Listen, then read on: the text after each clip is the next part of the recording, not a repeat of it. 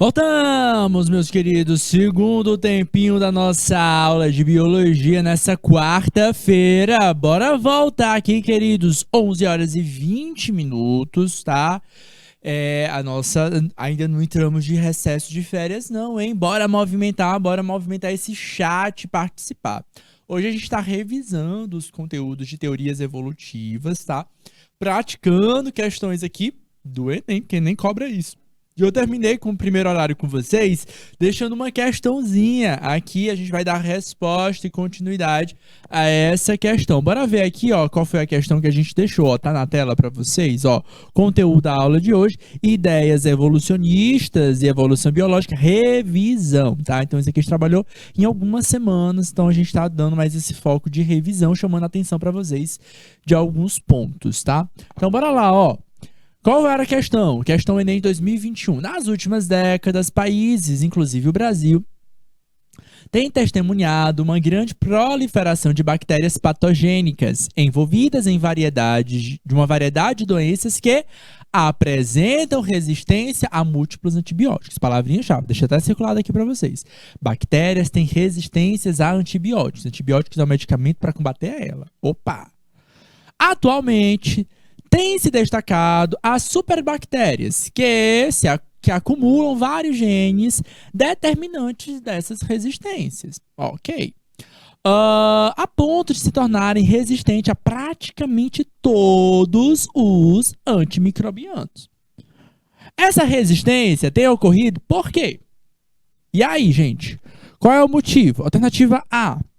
As bactérias patogênicas se multiplicam de maneira acelerada. É interessante de que Enem, você tem que prestar atenção direitinho com a pergunta, tá? As últimas perguntas que a gente fez, que eu mostrei pra vocês, exercício 1 e 2, tinha esse que do prestar atenção no qual é a pergunta, tá? As bactérias se multiplicam de maneira acelerada, é um fato, tá? De fato, elas se multiplicam muito rápido mesmo, tá? Mas não é a pergunta. Qualquer bactéria vai se dividir muito rápido, porque em geral, elas se multiplicam muito por divisão binária. Tá? A divisão dela, a forma de reprodução dela é divisão binária, que basicamente é gerar clones. Então elas se multiplicam muito rápido. Qualquer bactéria, tá?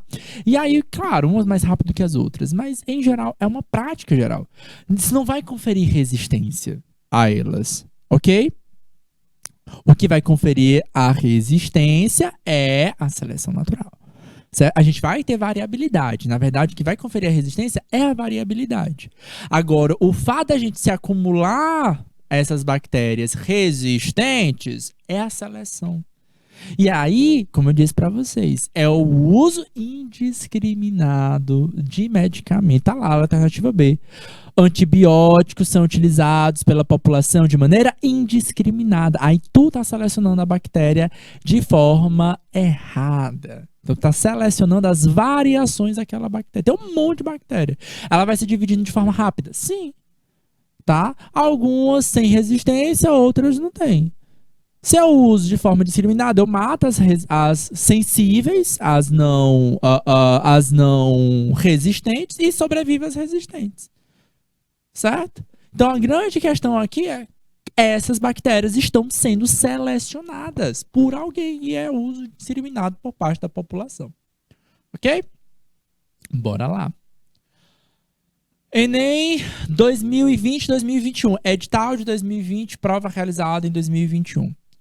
Alterações no genoma podem ser ocasionadas por falhas no mecanismo de cópia do DNA. Alterações do genoma podem ser ocasionadas por falhas nos mecanismos de cópia ou manutenção do DNA. Isso é mutação, gente, que ocorrem aleatoriamente. Assim, cada ciclo de replicação do DNA, existe uma taxa de erro mais ou menos constante de trocas de nucleotídeos, independente da espécie. Partindo desse pressuposto, foi construída uma árvore filogenética e alguns mamíferos, conforme a figura a qual o comprimento da linha horizontal é proporcional ao tempo de surgimento da espécie, ok? Vamos nós. A partir do seu ancestral mais próximo, vamos nós. Vamos entender o que está acontecendo aqui, ó. Essa imagem que a gente tem aqui é um cladograma, tá? Esse cladograma, ele vai fazer o registro do quê? Do agrupamento dos grupos dos seres vivos que a gente vai ter, especialmente dos grupos do cavalo, da vaca, da ovelha, do veado e do porco. Eles são próximos? Aqui, esse gráfico está me dizendo que sim, tá? E é o que eles têm em comum? São animais, tem várias características que vão deixar esses grupos mais próximos ou mais afastados. A gente vai utilizar o termo da filogenética, tá? Que vai falar sobre a origem evolutiva desses organismos. Então, basicamente, como é que vai funcionar essa linha? Essa linha, ela vai... Opa! Essa linha, queridos, ela vai funcionar em função do tempo, tá? Então, temos uma linha aqui, ó. A setinha mostrando que o tempo passa nessa direção. Aqui, ó, na base, a gente tem o ancestral comum a todos.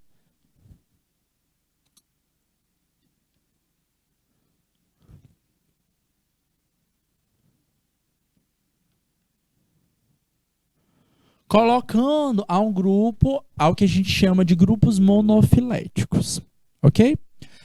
Claro, esse ancestral aqui, ele não, do nada, ele transformou todo mundo separado. Não foi exatamente assim. Aconteceu o quê? Variabilidade genética.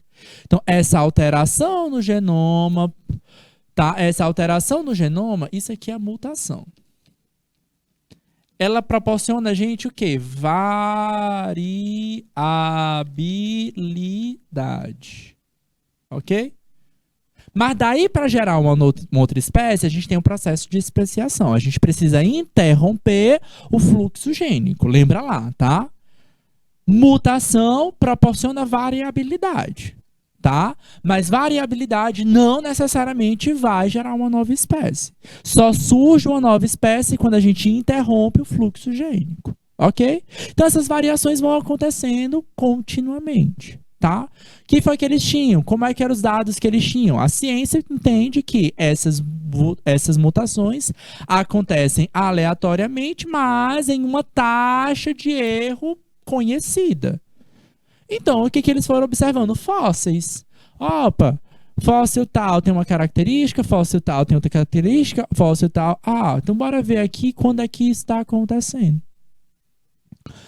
E aí eles criaram o quê? Esse fluxograma. Observa que cada animal aqui, ó, eles são os animais que estão vivos hoje, no presente. Porém, o tamanho dessas linhas é um pouco diferente. Essa árvore filogenética, ela é específica. Não todas as árvores filogenéticas são assim. Mas ela me traz uma informação importante. E esse dado é importante pra gente, ó. Partindo desse pressuposto que essas mutações acontecem em uma taxa conhecida... É isso que ele está me dizendo, certo? Foi construída uma árvore filogenética de alguns mamíferos, conforme a figura. Aí tem um detalhe. Na qual o comprimento da linha horizontal é proporcional ao tempo de surgimento daquela espécie. Bora ver aqui, ó. Olha o tamanho da linha para chegar no cavalo. Opa, a linha do para formar o cavalo é grandona, né? É grandona. E ele tá ligado diretamente ao ancestral comum do cavalo, mas ele é grande. Olha o tamanho da linha do porco. Ela é grande, mas ela talvez não seja tão grande quanto a do cavalo, certo? Beleza? Ó, a do veado, ela é menor. Certo? Mas é aonde surgiu a nova característica que se afastou. Quanto maior o tamanho da linha, maior é o tempo de surgimento daquela espécie, claro, o surgimento daquela característica que o afasta. Lembrando, surgiu uma nova espécie é porque houve o interrompimento do fluxo gênico, ok? Então, aquela característica foi imprescindível para o surgimento, para a interrupção do fluxo gênico. Vamos nós. Qual a espécie? Então, cada pontinho daqui, ó, a gente tem um que a gente chama de nó. Cada pontinho aqui é um nó com um ancestral do passado, viu? Isso é importante também para a gente entender, tá? Qual espécie é geneticamente mais semelhante ao seu ancestral mais próximo? Não é o ancestral comum a todos, é o ancestral mais próximo. O do cavalo, o ancestral mais próximo que ele tem, é o comum a todos. O do porco, não é. Vamos botar a numeração, ó. Vou botar o número 1, número 2, número 3. Tem um ancestral comum a todos, é o 0. Temos o ancestral 1, o ancestral 2 e o ancestral 3. Temos 4 ancestrais aqui. O que eu quero? Eu quero o organismo que é geneticamente mais parecido com o seu ancestral mais próximo. Ou seja, eu quero o organismo que tenha o quê? Que seja mais perto, que seja mais parecido geneticamente, que teve menos tempo para o quê? Mudar. Porque, afinal de contas, os erros de mutações vão acontecendo em uma taxa esperada. Quanto menos tempo ele teve afastado do seu ancestral, menos mutações aconteceram. Entenderam? Quanto menos tempo ele teve, professor, tempo, então eu tenho que procurar aqui a linha menor. Qual seria a menor linha aqui presente? E aí, pessoal da Baixa Grande do Ribeiro, qual seria a menor linha presente aqui? Ó? A menor linha é a linha da vaca, certo? Então, o organismo, o animal, que é geneticamente mais semelhante ao seu ancestral, é a vaca, tá? Então, ela, por quê? O que está formando? O texto está me formando tudo, tá? Eu só precisei interpretar um pouquinho. Ter uma noção de como é que funciona a ideia da evolução, tá? E interpretar um pouquinho o texto, ok? A questão está me dizendo que mutação acontece. A alteração genômica é mutação. Tá? Essa mutação me dá variabilidade. E que essa mutação acontece em uma taxa esperada, tá? Ao perspectiva de tempo. Ele está me mostrando um cladograma, tá colocando linha, está me dizendo que a linha representa o tempo que aquele organismo passou. Opa, quanto mais tempo que surgiu, mais mutações aconteceram. Então esse cavalo está muito afastado do ancestral. Observa que dele para o ancestral não surgiu nenhuma outra espécie. Você fala assim, então ele está próximo. Não. Quanto mais tempo se afasta do ancestral, mais mutações aconteceram. Tá? Beleza? Então é claro que ao longo desse tempo, várias características surgiram. Tá? Não foi só uma, mas foram várias. Tá? E essas características foram permitindo que esse cavalo esteja vivo até hoje. Tá? Então, quanto maior essa linha, mais mutação, menos semelhança ele vai ter com o ancestral. Quanto menor a linha, menos tempo, menos mutação, mais parecido ele vai ficar com aquele ancestral. Certo? Vamos nós.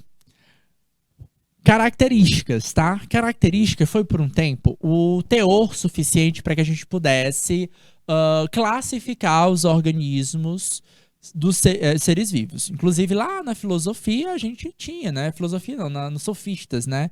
Quando não tinha ciência, alguns sofistas eram naturalistas e tentavam estudar, classificar os organismos vivos. Ele classificava organismo voador, rastejante e por aí indo, tá?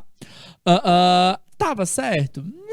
Não tanto, tá? Porque a gente sabe que essas funções não necessariamente teve uma origem genética parecida, tá?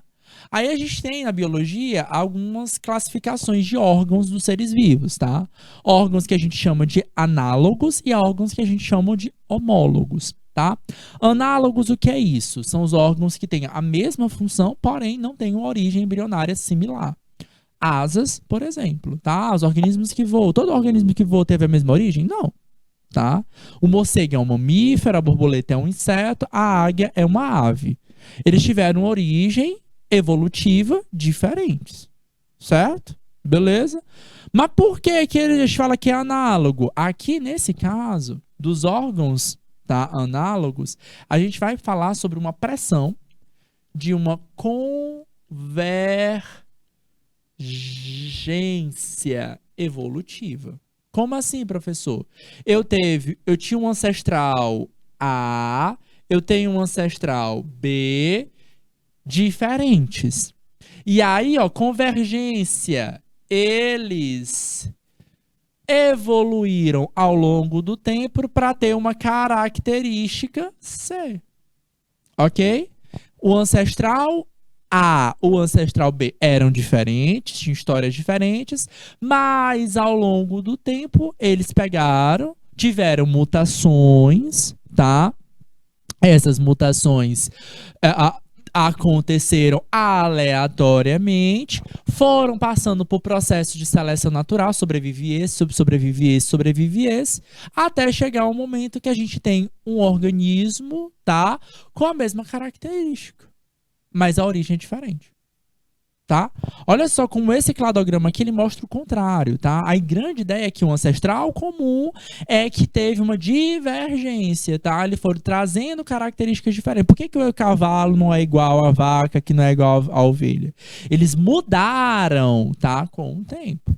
Tá? Então a gente acaba separando. Por que esses organismos têm a mesma estrutura da mesma asa? Porque eles tiveram uma convergência evolutiva. Eles são órgãos homólogos. Têm a mesma função, mas a origem é distinta. Tá? E os órgãos homólogos, eles têm a mesma origem. Se a função é a mesma, é outra história. Tá? Então tem a mesma origem. Tá? Tem a mesma origem. Agora, a função não obrigatoriamente. Olha lá, ó. A nadadeira da baleia, a asa de um pássaro, o braço de a pata de um sapo, a pata de um cavalo, o braço de um homem, tá? Vamos trocar esse do pássaro, bora botar aqui um morcego, por exemplo, tá? Tirar esse sapo, a baleia, o cavalo, o leão, um homem. Se a gente trocasse esse pássaro aqui por um morcego, por exemplo, todos seriam mamíferos, tá? Mostrando pra gente como todos eles são do mesmo grupo, tá? Mamíferos, tá? Tiveram a mesma origem, mas têm funções distintas, órgãos homólogos. Essa imagem aqui é pra gente representar a questão similar a essa última questão aqui, ó. Grau de similaridade, né? Qual a pergunta? Qual espécie é geneticamente mais próxima do ancestral? Então a gente precisa entender que sim, a gente consegue fazer essa resposta, tá? Então temos aqui dois animais, tá? De um lado a gente tem um chimpanzé e do outro a gente tem um ser humano. São parecidos? Você olha para eles e fala, não, professor. Mas geneticamente 98% de compatibilidade genética. Oi? 98%? A gente é tão diferente? 2% é importante. É o suficiente para trazer essas características tão distintas. Olha só como é massa isso aqui. Professor, a gente não parece, não, só 2% do DNA distingue uma espécie da outra. E esse afastamento, tá? Lembra lá que sim, tem um tempo, tem uma origem, aconteceu há mais ou menos aí uns 5 bilhões de anos atrás. Então, não, gente. É muito tempo para afastar. Então, os registros mais fósseis, mais antigos que a gente tem, olha lá, ó. Isso aqui é um cladograma de novo, ó. Então, a gente tá, ó, tempo, certo? Tempo está passando nesse sentido. E aqui a gente tem uma escala em milhões de anos. 50 milhões de anos atrás teve um primata que deu origem a esse grupo de primatas, que aí a gente inclui aí o macaco, inclui o chimpanzé, o gorila, o orangotango, os lêmures, né? Que é o timão lá do... Timão e Pumba do Rei Leão, né? O Timão. Entra aí também, quem mais? Agora me falhou a memória aqui. Mas enfim, uma série de primatas, eles estão aqui. A gente é parente deles? Bom, muito distante, tá? Então, 50 milhões de anos atrás, alguém começou a se diferenciar e gerou essa diversidade tão grande de animais e, claro, veio da origem ao ser humano. Qual é o erro que algumas pessoas têm, tá? Quando foram estudar a evolução e botaram o ser humano como mais um animal, aí é que tá o grande detalhe. Porque antigamente as pessoas consideravam o ser humano como uma coisa de separar, uma coisa separada dos outros animais. A gente não se classificava como animal, tá? E aí quando Darwin falou assim, olha, a gente teve a mesma origem que outros primatas, aí o pessoal começou a dizer, oi, o ser humano veio do mar... Não, a gente não veio do macaco. A gente não veio do chimpanzé. Não, não é isso. A gente veio de uma outra espécie que começou a variar, ia separar, ia ter respostas diferentes e a gente teve uma origem distinta. 50 milhões de anos atrás. Olha só esse grupinho, esses dois carinhas aqui, ó. Homem e chimpanzé. A diferença entre eles, a história evolutiva deles, tá aqui, ó. Certo? Mais ou menos aí 5 milhões de anos atrás. Milhões de anos atrás. E é só depois dessa divergência aqui, ó, nessa linhazinha bem pequenininha de 5 milhões, é que surgem aqueles australopithecus. Surge, por exemplo, os Homo, que é um gênero diferente do gênero Homo, tá? Nós somos da espécie Homo sapiens, pertencemos ao gênero Homo. A única espécie desse gênero Homo é a espécie Homo sapiens, que está presente nos dias de hoje. Mas, no passado, surgiram outras Homos. Homo erectus, Homo habilis, Homo neanderthalensis, né, que é o que a gente conhece como o homem de Neandertal, tá? Então foram surgindo variações que eram espécies diferentes, coexistiram, tá? A gente faz a leitura que eram espécies distintas, ou seja, não conseguiam copular. A gente tem certeza? Não, é uma hipótese aí, tá? Mas que provavelmente coexistiram, porque as datas dos fósseis mostram, tá, que eles estavam vivos ao mesmo tempo em regiões até próximas, tá? O fóssil mais antigo do nosso gênero, então é o gênero Homo, tá? Data de 2,98 milhões de anos. A gente consegue contabilizar isso como? Primeiro, é fóssil, tá? E ele tem uma quantidade de carbono ali dentro. Ele tem uma técnica chamada técnica do carbono 14. A passagem de milhões de anos tem um decaimento, aí tem que estudar um pouquinho de química, tá? Então tem um decaimento daquele carbono, ele vai perdendo ali a sua massa atômica, e aí a gente pode perceber e entender que carbono é esse, de quando foi que ele deixou aí de fazer parte da cadeia do ciclo de carbono essencialmente, tá? Então a gente pode datar organismos que já foram vivos, tá? Sejam bactérias, animais ou plantas também, tá? Então a gente consegue datar esses fósseis, tá? De mais ou menos 2,98 milhões, quase 3 milhões de anos atrás. A capacidade de fazer ferramentas de pedra foi considerada em tempos como um cunho do nosso gênero.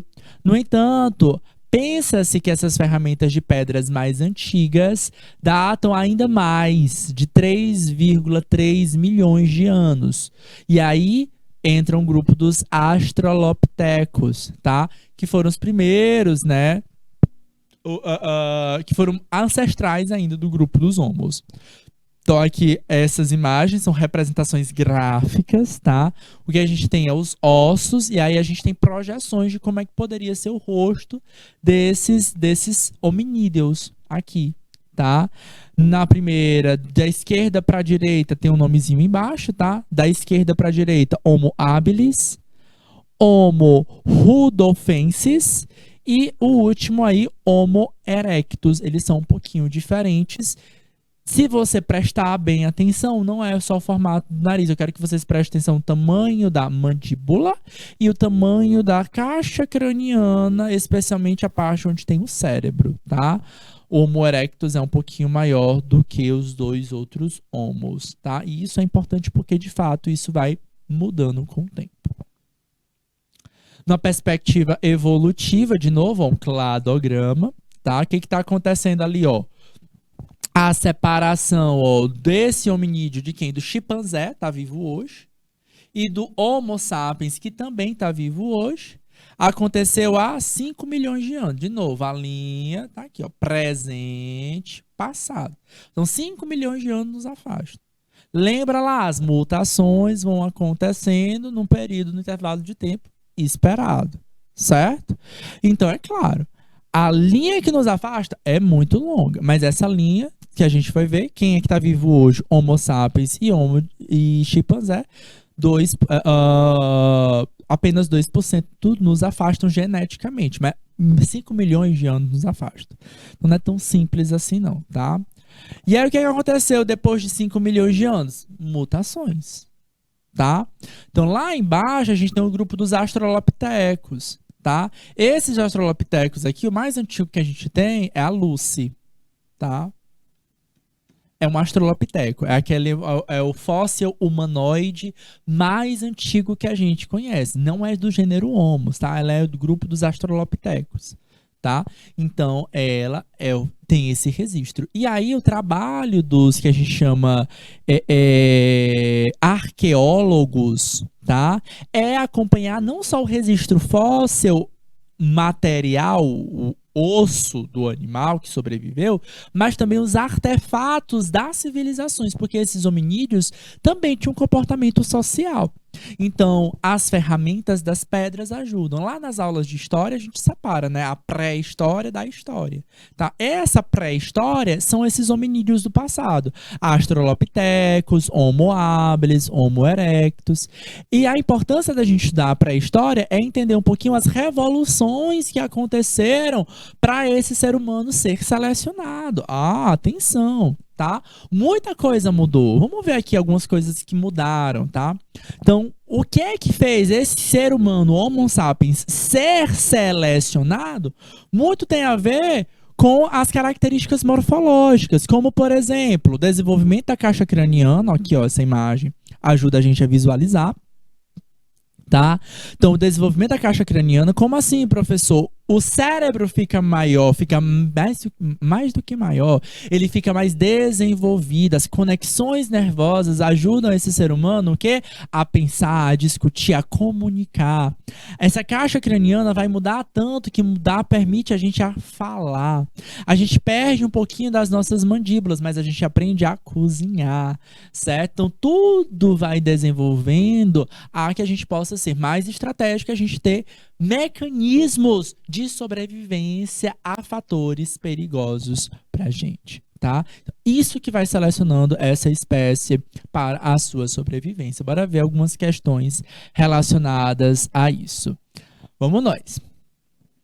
Acredita que os olhos evoluíram de órgãos sensores de luz para versões que formam imagens.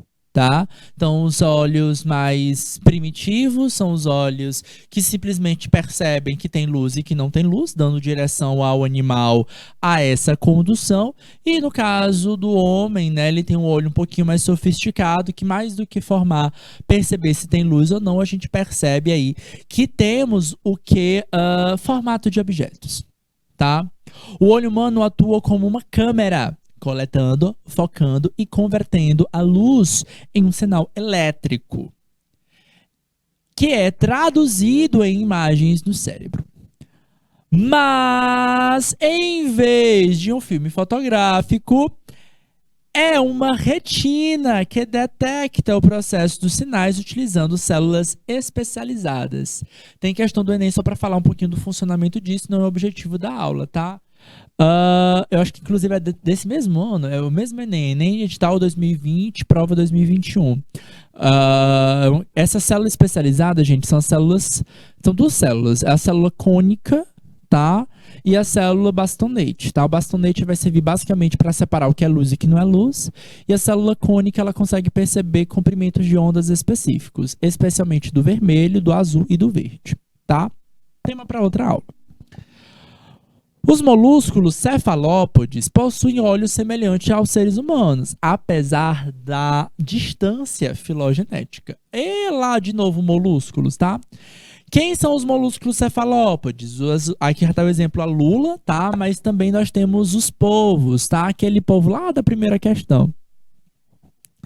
Em comparação com os olhos mencionados, representa que tipo de evolução? É uma evolução aleatória? É uma evolução homóloga? É uma relação de evolução divergente?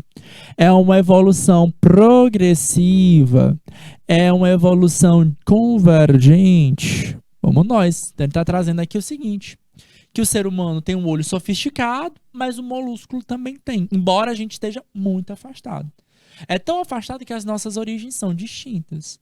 Então, eu tenho origem A, origem B, são afastadas. A grande ideia é que aqui a gente pudesse ter esses caminhos, aqui eu também ter caminhos distintos. A grande ideia é que vai ter divergência.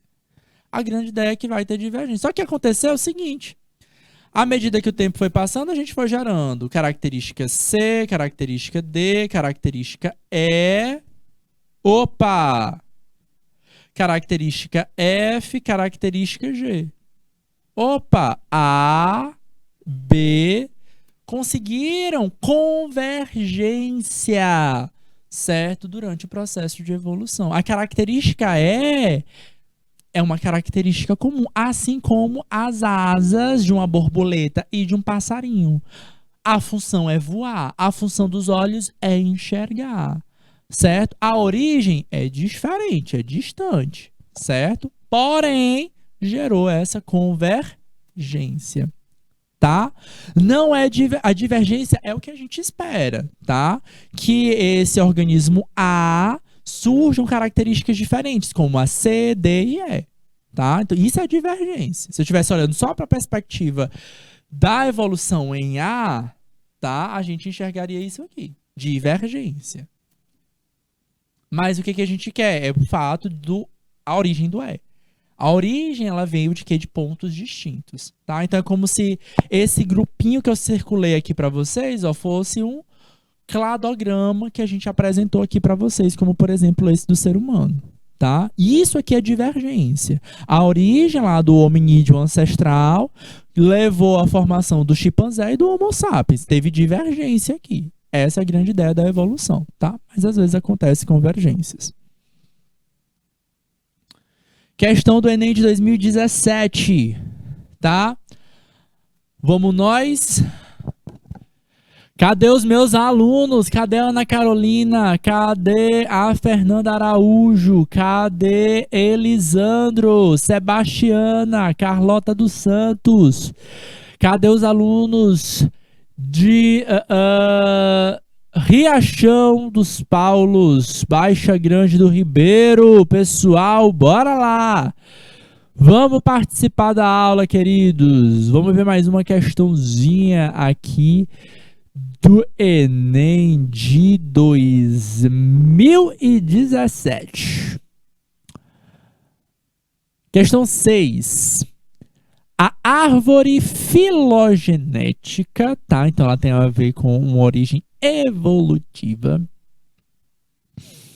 Representa a hipótese evolutiva para a família hominida, na qual a sigla MA, que está na imagem ao lado, representa milhões de anos atrás.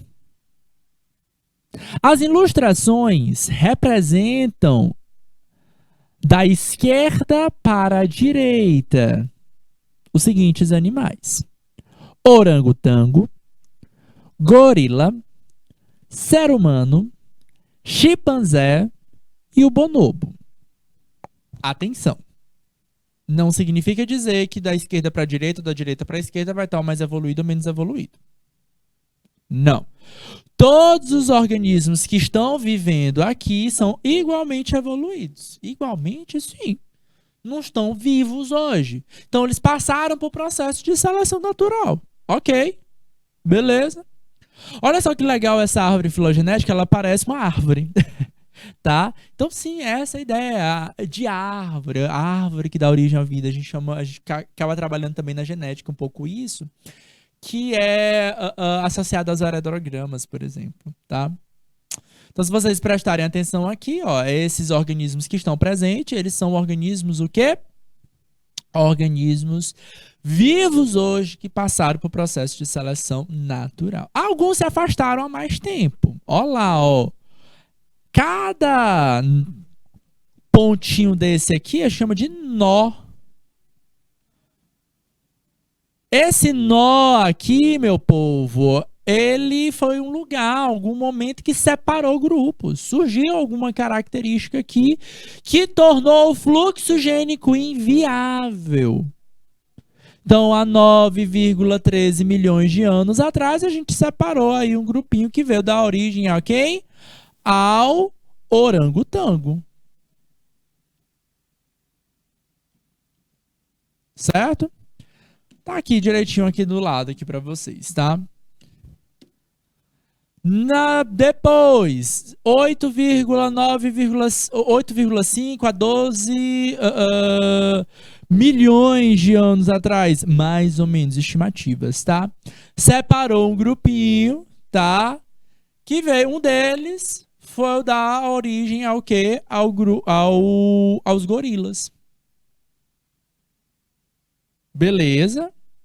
Há mais ou menos 5 milhões de anos, a gente separou mais um grupinho, e aí surgiu, né, o que? O ser humano. Foi simples assim? A gente viu que não, tá? A gente viu, queridos, que nesse processo do surgimento desse ser humano aqui, muita coisa aconteceu.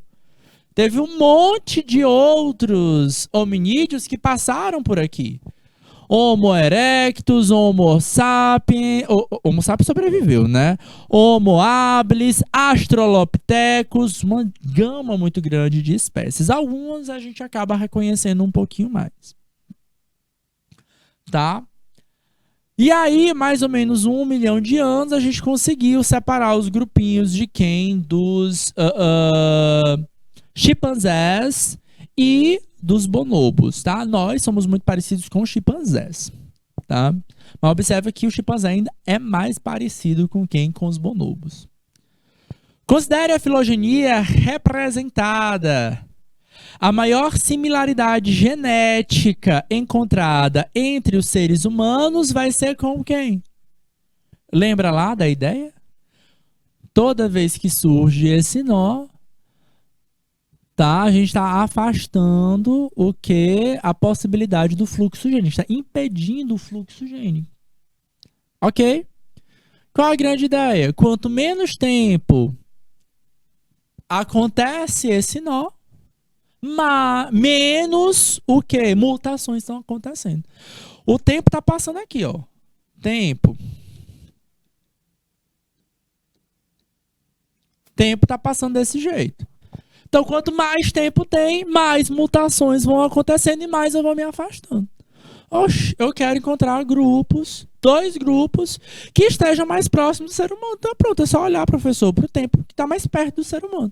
O ser humano surgiu aqui, o afastamento dele dos outros grupos foi cerca de 5 milhões de anos, eu vou procurar quem está mais pertinho dele. Quem surgiu depois dele? Opa! Então, os grupos mais próximos que a gente vai ter, ó, na ordem. Chimpanzé e quem mais? Bonobo. Ok, pronto. Escala temporal. Acho que essas questões de hoje estão ajudando muito vocês, tá? Até essa percepção do cladograma, tá? Atenção, meus queridos, essas questões, incluindo cladogramas, são cobradas, tá? O que é um cladograma? Esse gráfico, essas linhas que a gente tem, com a escala e a perspectiva evolutiva, tá? Então, ao passar o tempo, mutações vão acontecendo, certo? Se passa mais tempo, mais mutações acontecem. O que é o nó? O nó é o local onde acontece o quê? Uma interrupção do fluxo gênico. Tá? Eu tenho um ancestral, surgiu um nó, acabou o fluxo gênico aqui. Impediu que os organismos consigam o quê? Se misturar geneticamente. Tá? Então aquela variedade se separa. Um grupo com variedade vai para um lado, um grupo com essa variedade vai para o outro. E aí não consegue mais intercruzar. Não adianta reaproximar. Não vai acontecer mais fluxo gênico. Tá? O tempo vai continuar a passar e, consequentemente, a gente vai ter mais o quê? Mais mutações. Tá? Por isso a gente fica tão diferente de outros animais. Por isso a gente vai olhar para um cavalo e falar, mas a origem do cavalo é a mesma minha? O cavalo é um mamífero, eu também sou um mamífero, mas a gente é muito diferente. Porque a nossa separação de um outro mamífero, de um cavalo, de um cachorro, é muito mais distante, certo? Muito mais. Esse grupinho aqui é um grupinho próximo. Olha esse grupinho próximo, 13 milhões nos separam. 13 milhões de anos nos separam, certo? Vamos ver aqui um pouquinho mais sobre essa evolução humana, tá? Dos hominídeos, tá? Algumas características mudaram, tá? Aqui nessas representações a gente vai ter o gibão, orangotango, gorila, chimpanzé. Os nomes estão aqui exemplificados, mas todos esses organismos são os organismos conhecidos que estão vivos hoje, tá? Não são organismos que eram do passado, eles são vivos hoje, tá? O que a gente vai ter, tá? Mudanças, tá? Por exemplo, morfológicas, por exemplo, formato da mão e formato do pé. A grande característica geral dos primatas, de um modo geral, é que os organismos vivem nas árvores. O nosso ancestral viveu nas árvores, tá? Então a gente tinha, né, um pé pensado para isso, tá? Se vocês prestarem atenção aí, ó, o gibão. Olha só como o dedão desse gibão é muito separado. Lá em cima a gente tem, ó, os pés, tá? Então aqui, ó, são pés, tá? O que está acontecendo aqui? Está mostrando o osso do dedão do pé. Olha só como esse dedão do gibão, ele é afastado. O dedão, ó. Dedão. Dedão, dedão, dedão e dedão. É a mesma origem evolutiva, então são os mesmos ossos, porém a função dela é um pouquinho diferente. Aqui a gente teve divergência evolutiva. É o esperado. A ancestralidade é o mesmo, então o osso é o mesmo, mas a função é diferente. O gibão consegue viver na árvore, então o dedão ser muito afastado ajuda a ele usar a perna como um braço. Oi? Como um braço não, mas como a mão. Como é que a gente usa a nossa mão? Para segurar, agarrar os objetos, não é isso? Pois é. Os gibões conseguem utilizar isso, tá? Então eles vão conseguir ter uma melhor eficiência para subir na árvore. Ah, mas eu também consigo subir na árvore. Consegue, beleza, mas o teu pé não é projetado para isso. A gente fica um pouco receoso, né, quando a gente sobe nas árvores, porque a gente não tem uma outra ponto de apoio, de agarrar, a não ser os nossos braços, tá? A gente não tem mais um rabo, a gente não tem esse dedão separado do pé, tá? E há quem suba ainda calçado, né? Ainda com um sapato ou um chinelo aí, dificultando ainda mais esse processo. Para que a gente mudou isso? A mudança dos pés significou também, a primeira coisa, a variação, né? Tudo, por que a gente mudou? A variação. Aconteceram mutações e foram sendo selecionadas essa característica. Por que foi selecionada essa característica? O ser humano começou a ser nômade. Ele começou a andar mais, a não ficar preso a determinadas árvores. Então, esse pé mais plano é um pé mais útil para caminhada. A gente teve várias mudanças corporais no nosso esqueleto, tá? Para ajudar a gente ter um corpo mais ereto. Tá?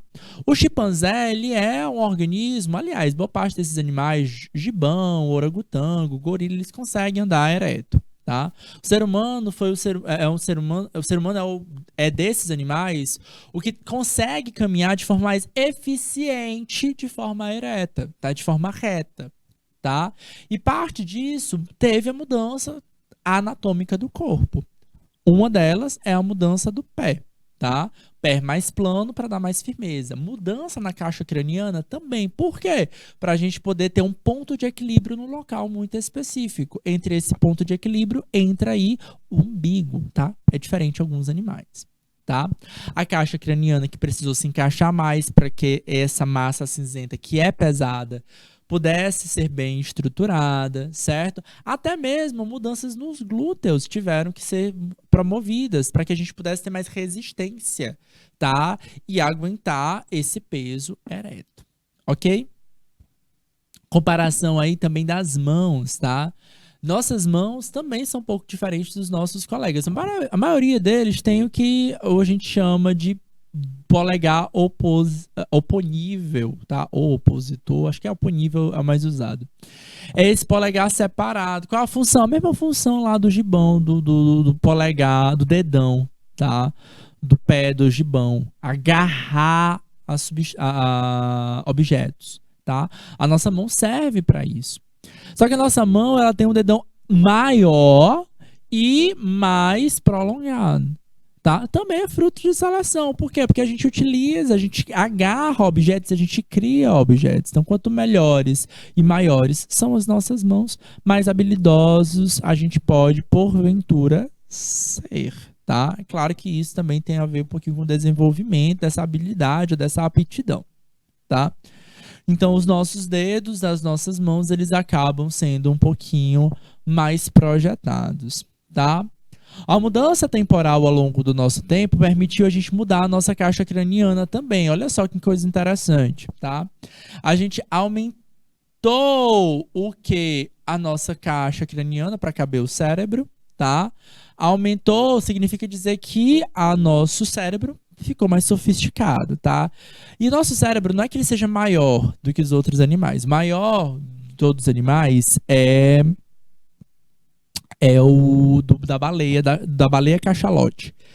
E nem a proporção, tá? A proporção dos passarinhos é muito maior, tá? O peso, tá? Do passarinho é 8%, enquanto do ser humano é só 2% do peso do corpo inteiro. Então, assim, não é proporção nem quantidade, é eficiência. Então, esse cérebro ele vai ficar mais conexões mais eficientes para que a gente possa ter essa estrutura. Outra coisa que vai acontecer é a diminuição. A gente acabou diminuindo o tamanho das nossas mandíbulas. Poderia ser ruim, tá?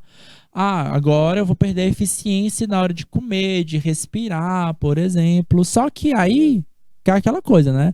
A gente perdeu isso, né? A gente perdeu essa mandíbula tão grande, eficiente. Olha o tamanho desse canino, gente. Excelente para rasgar aí uma carne, por exemplo, tá? A gente perdeu isso. A gente poderia ficar muito mais restrito na alimentação, tá?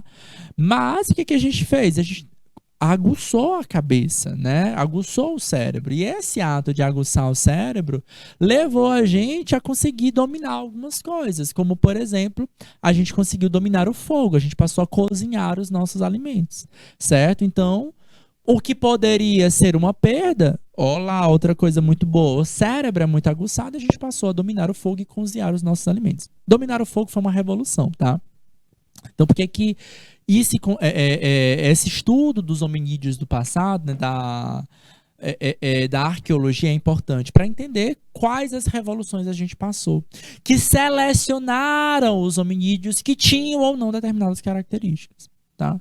Então, o ser humano conseguir raciocinar, entender que o fogo é bom, foi ótimo, por vários motivos. Primeiro, eu posso caçar com modo mais eficiente, posso me proteger de forma mais eficiente, posso enxergar agora no escuro, tá? Posso cozinhar os meus alimentos. Então, é uma revolução, foi uma revolução do fogo, foi uma grande revolução. E uma outra ideia, gente, é que como eu disse para vocês, essa caixa craniana, ela não é que ela só mude o seu tamanho, ela se encaixa de uma forma diferente também, tá? E o fato da gente encaixar de forma diferente muda isso aqui, ó. Também. O que é isso? É a região da laringe e faringe do nosso corpo. Ela fica mais alongada e a gente ganha pregas vocais. E a gente pode formar sons pronunciar sons de forma diferente dos outros animais. Né? Especialmente a gente consegue formular sons, porque o que é a prega vocal? A prega vocal é o espaço onde o ar passa, ela vibra e ela vai poder gerar sons mais graves ou sons mais agudos, tá? Tem termos técnicos para isso, tá? O tenor e que leva ao falsete, agora me falhou a memória, tá? O que leva ao tenor e o que leva ao falsete. Os sons mais graves, tenor, mais agudos. Quase veio aqui agora o nome. Então, esses tons diferentes ajudam a gente a pronunciar palavras diferentes. É claro, tá, queridos, que a gente não fala só com a corda prega vocal, né? O movimento da boca, né, o movimento da língua nos ajuda a nos comunicar. Isso foi uma revolução também no ponto de vista da comunicação, porque nós somos seres sociais. Outra evolução interessante que a gente teve, se a gente compara a outros animais, especialmente a primatas próximos a gente, é que a gente perde boa parte dos nossos pelos, tá? Que é um exemplo de um rapaz muito peludo, mas não é na prática. Na prática a gente tem poucos pelos, mesmo ele tem poucos pelos, tá? O que acontece aqui, tá? A gente precisa entender a relação do pelo. O pelo, ele é um apêndice da epiderme. Tudo isso aqui é uma pele, tá? Tudo isso aqui é a pele humana. A pele não é um tecido, a pele é um órgão. É o maior órgão do corpo humano, ok? E esse órgão é formado por vários tecidos. A gente tem tecidos da epiderme, uma camada de derme, que tem muito tecido conjuntivo, e uma camada de hipoderme, que também é um tecido conjuntivo, mas que reserva gordura, tá? Então, que basicamente é o tecido adiposo. Tá? Os apêndices da epiderme, que é dessa camada mais superior, são glândulas, certo? Entre elas a gente tem as glândulas sudoríparas, tá? Ó, glândula sudorípara, que libera suor, tá? E glândula sebácea, que vai liberar sebo, uma substância mais oleaginosa. Olha só que a glândula sudorípara ela é mais profunda, ela está próxima ao quê? A hipoderme, que guarda gordura. Tá? E ela está associada, a glândula sebácea, ela está associada ao pelo. Olha só que interessante. O pelo, gente, ele é comum a todos os mamíferos. Cachorro tem, gato tem, macaco tem, é comum a todos. E ele é uma forma de proteção contra o quê? Temperatura. Tá? Ele protege o corpo contra a temperatura, corpos mais peludos, tá? Olha só o seguinte, ó. A glândula sebácea, ela libera uma substância mais oleaginosa. E quando a gente não lava muito o cabelo vai ficando mais oleoso, não é isso? É por conta justamente porque o pelo, ele é lubrificado justamente através dessa glândula sebácea. E é essa mesma glândula sebácea que quando fica obstruída, ela gera as espinhas. Interessante, né? Claro, o tema é mais complexo, a gente poderia ter outras aulas, outras oportunidades para ficar conversando aqui 2 ou 3 aulas aqui sobre isso, sim, na perspectiva do ensino médio, tá? Tem algumas questões que vão tratar especialmente sobre essas questões de pele, tá? Grande ideia, grande diferença. Pelo tem glândula sebácea, vai liberar uma substância oleaginosa. O pelo vai proteger o corpo contra a temperatura, tá? Lembra lá quando a gente sente um ventinho mais frio, a gente fica arrepiado, o pelo fica mais eriçado, fica em pé para tentar aumentar a área de proteção da superfície, tá? Gerando mais calor, tá? Enquanto a glândula sudorípara, o que está acontecendo? Ela não libera óleo, ela libera suor, que é esse líquido aquoso, certo? E meio salgadinho, tá? Esse líquido mais aquoso é mais fácil de volatilizar. O que aconteceu com a evolução? A gente perdeu boa parte dos pelos que a gente tem, consequentemente, a gente aumentou as glândulas sebáceas. As glândulas sudoríparas. Qual é a vantagem disso para controle de temperatura? A gente perdeu uma forma de controle de temperatura, que é o pelo, porém a gente ganhou outra forma de controle de temperatura, que é através das glândulas sudoríparas. A glândula sudorípara, ela vai liberar água, certo? E essa água, ao contato com a nossa pele, que está mais aquecida, ela vai pegar a energia e vai evaporar. Então, para que serve a glândula sudorípara? Para controle da nossa temperatura. Nós somos seres homeotérmicos. Para manter a temperatura constante ali dos 36 graus Celsius e meio, por exemplo, a gente precisa ter uma eficiência, tá? Para manter a eficiência do nosso corpo, a gente precisa manter a temperatura de 36 graus Celsius e boa parte das vezes a gente vai fazer isso como o quê? Com a liberação do suor. Tá? Então, se o ambiente está muito quente ou se a gente faz alguma atividade física, a gente começa a suar. Tá? E o motivo é esse. A glândula sudorípara está tentando controlar aí a temperatura do nosso corpo. Tem questão sobre isso, olha lá, ó. A perda de pelos foi uma adaptação às mudanças ambientais. Surgiram vários organismos, alguns peludos, outros não peludos, foi sobrevivendo os não peludos que tinham uma estrutura. Não bastou perder. Atenção, viu? Não bastou perder o pelo, tá? Precisou aumentar também o que é a quantidade de glândula sudorípara. Então vamos nós. A perda de pelo foi uma adaptação às mudanças ambientais que forçaram os nossos ancestrais a deixar a vida sedentária e viajar enormes distâncias à procura de água e comida. Junto com o surgimento dos membros mais alongados, os membros vão ficando mais longos. E com as substâncias, a substituição de glândulas apócrinas, produtoras de um suor oleoso de lenta evaporação, olha só que interessante, por uma glândula écrina, com suor aquoso de rápida evaporação. Gente, a questão do Enem tá me explicando tudo.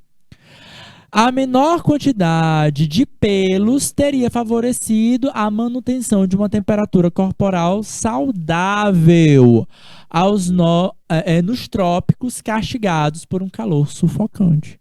Então, o organismo animal com muito pelo no local, no ambiente muito quente, né, temos que lembrar que a gente vê a origem do ser humano no ambiente tropical, tá? No continente africano, tropical.